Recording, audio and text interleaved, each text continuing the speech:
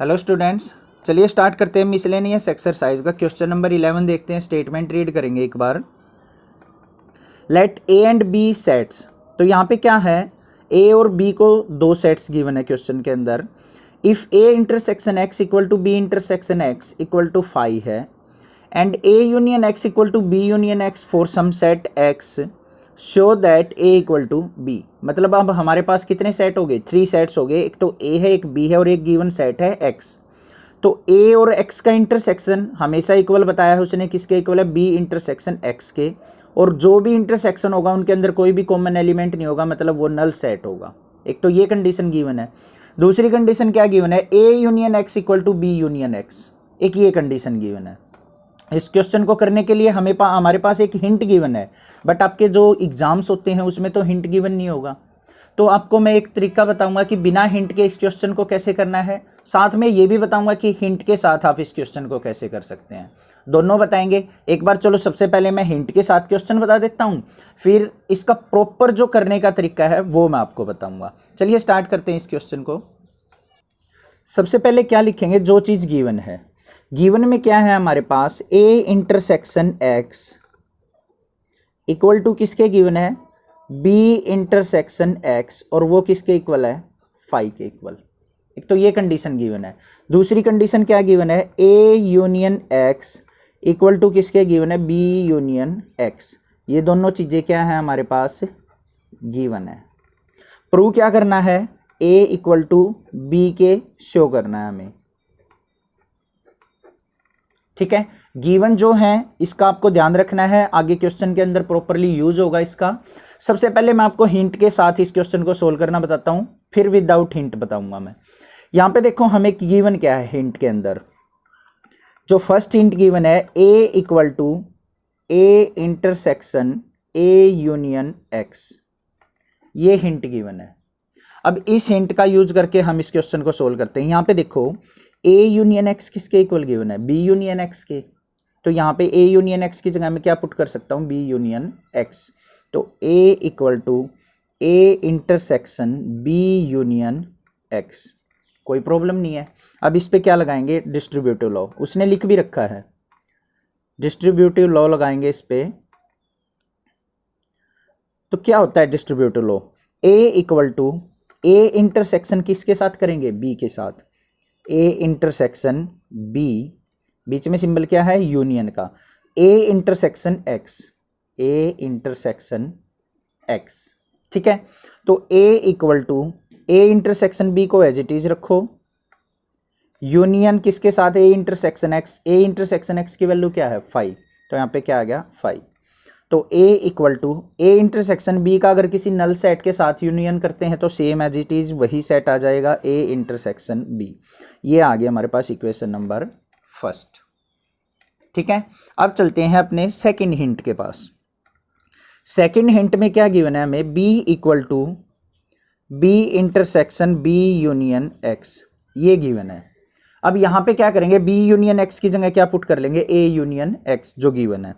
तो b equal to B intersection a union X. अब दोबारा डिस्ट्रीब्यूटिव लॉ लगाओ, तो b equal to B intersection a, symbol किसका आएगा साथ में, यूनियन का, b इंटरसेक्शन x।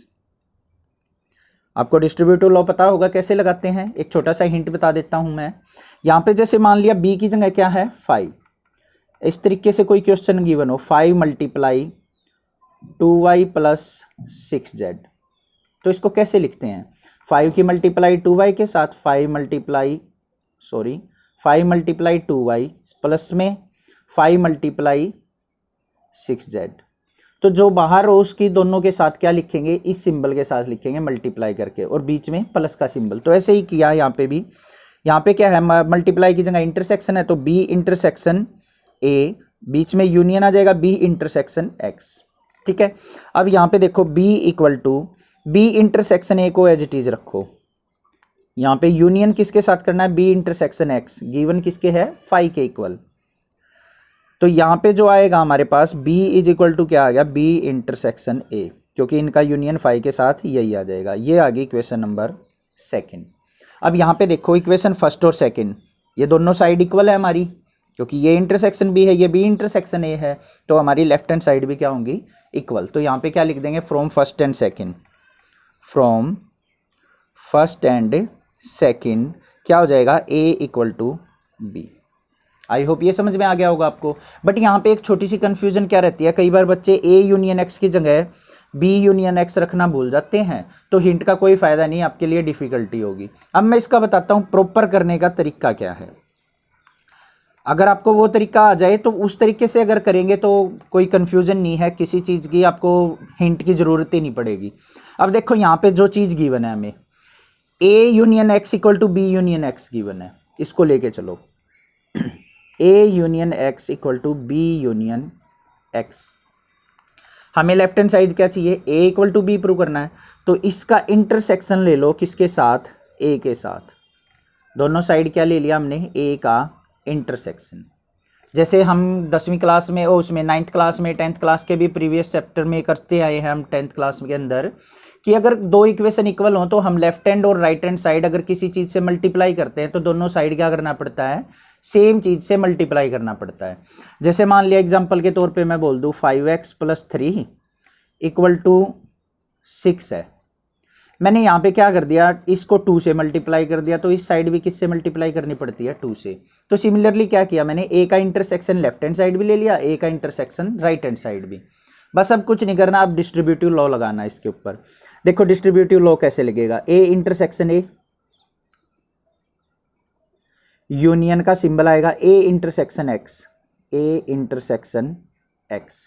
सिमिलरली यहाँ पे लगा दो ए इंटरसेक्शन बी, बीच में सिंबल किसका आएगा, यूनियन का, तो ए इंटरसेक्शन एक्स। ए और ए का इंटरसेक्शन क्या होगा, ए। अगर मान लिया कोई सेट ए है, उसका इंटरसेक्शन ए से करे तो दोनों के सेम एलिमेंट होंगे तो ए ही आएगा। यूनियन किसके साथ करना है, ए इंटरसेक्शन एक्स। अब ए इंटरसेक्शन एक्स किसके इक्वल गिवन है, 5 के, तो यहाँ 5 लिख देंगे। इसको रखो as it is, A intersection B, union करेंगे ए इंटरसेक्शन एक्स, ये भी किसके इक्वल गिवन है, 5 के। तो ए और 5 का यूनियन क्या आएगा, ए। यहाँ पे ए इंटरसेक्शन बी का 5 के साथ यूनियन क्या आएगा, A intersection B. Equation number first. देखो कुछ कुछ वैसे ही आ गई है, बट इसमें यहाँ पे प्रॉपर करने का तरीका पता है हमें, ठीक है। हिंट की हमें कोई रिक्वायरमेंट नहीं है। अब देखो दोबारा से ये वाली कंडीशन लेके चलते हैं जो उसने गिवन है, A union X equal to B union X. अब बी लेके आना है हमें, तो इसका क्या करेंगे, इंटरसेक्शन कर लेंगे बी के साथ, ठीक है। अब यहां पे इसको आगे देखते हैं distributive law, B intersection A, बीच में सिंबल यूनियन का, B intersection X is equal to B intersection B union B intersection X. B intersection A को एज इट इज रखते हैं हम, यूनियन करेंगे किसके साथ, बी इंटरसेक्शन एक्स के साथ, और बी इंटरसेक्शन एक्स देखो क्या गिवन है, 5, तो यहाँ पे कर दिया 5। बी और बी का इंटरसेक्शन आएगा बी, यूनियन करेंगे किसके साथ, बी इंटरसेक्शन की वैल्यू क्या है, 5, तो यहाँ पे इन दोनों का यूनियन क्या आ जाएगा, B intersection A is equal to इनका इंटरसेक्शन क्या, वो यूनियन क्या आ जाएगा, बी। ये आ गई इक्वेशन नंबर सेकेंड। अब देखो ए इंटरसेक्शन बी किसके इक्वल है, ए के, यहाँ पे भी ए इंटरसेक्शन बी किसके इक्वल है, बी के, तो ये दोनों साइड इक्वल हैं, तो यहाँ पे ए और बी भी क्या होंगे, इक्वल। तो यहाँ पे क्या लिखेंगे, from first and second A equal to क्या हो जाएगा, बी। आई होप ये मेथड भी आपको अच्छे से क्लियर हो गया होगा। आप किसी भी मेथड से कर सकते हैं, ऐसा कोई कंपलसरी नहीं है। अगर आपको हिंट याद रहता है तो ऐसे करेंगे, अदरवाइज प्रॉपर करने का तरीका जो है वो ये मैंने आपको बता दिया। आई होप ये क्वेश्चन आपको अच्छे से क्लियर हुआ होगा। नेक्स्ट देखते हैं अपना क्वेश्चन नंबर 12। स्टेटमेंट रीड करो 12 क्वेश्चन की।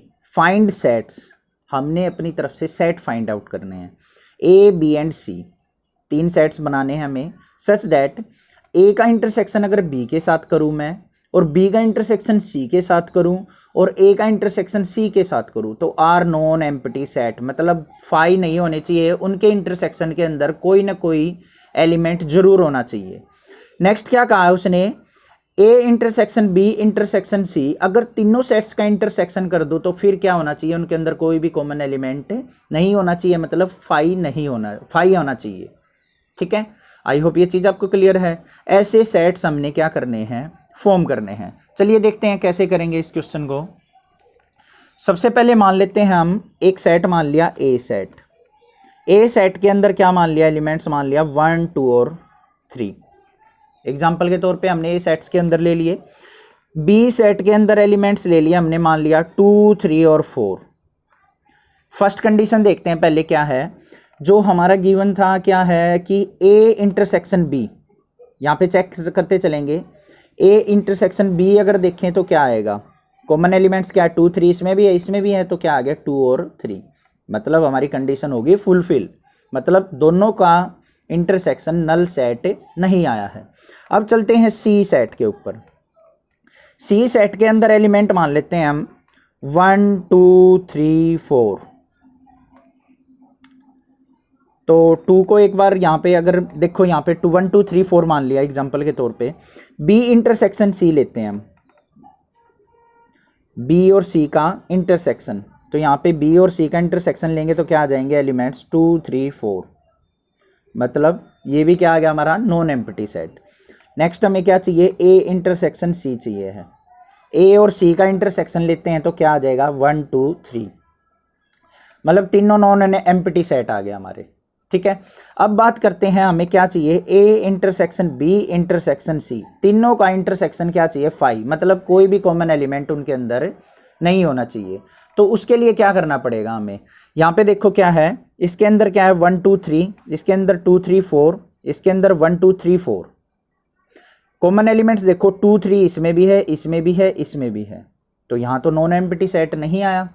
तो हमें क्या करना पड़ेगा, heat and trial method use करना पड़ेगा अपने पास से। तो कोई और सेट बना के देखने पड़ेंगे। ये मैंने जानबूझ के ऐसा एग्जांपल लिया था, डायरेक्ट में क्वेश्चन के अंदर जो सॉल्यूशन है वो भी ले सकता था जो हम बना सकते हैं, बट आपको समझाने के लिए था ये।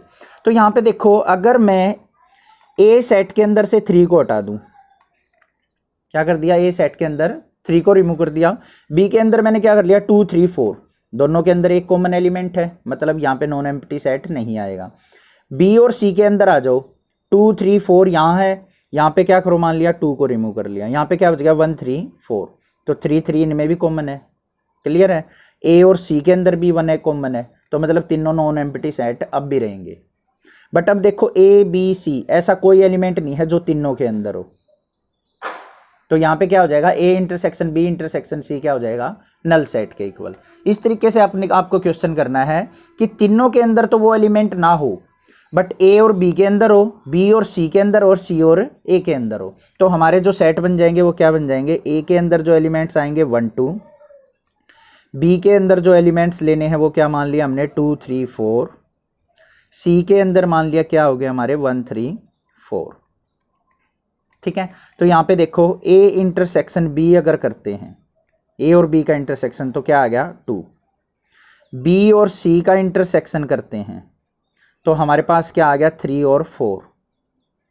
सी इंटरसेक्शन ए करते हैं, इसका और इसका इंटरसेक्शन, तो एलिमेंट क्या आ जाएगा हमारे पास 1। तीनों नॉन एम्प्टी सेट हो गए, कंडीशन फुलफिल होगी। अब करते हैं A intersection B intersection C, तीनों के अंदर कोई भी एलिमेंट कॉमन नहीं है, तो हमारी वैल्यू क्या आ गई 5, नल सेट। तो ये 3 सेट बन गए हमारे ए बी और सी। यही चीज़ हमने क्या करनी थी, निकाल के दिखानी थी। आई होप ये क्वेश्चन आपको अच्छे से क्लियर हुआ होगा किस तरीके से आपने सेट फॉर्म करने हैं। नेक्स्ट क्वेश्चन देखते हैं अपना, क्वेश्चन नंबर 13।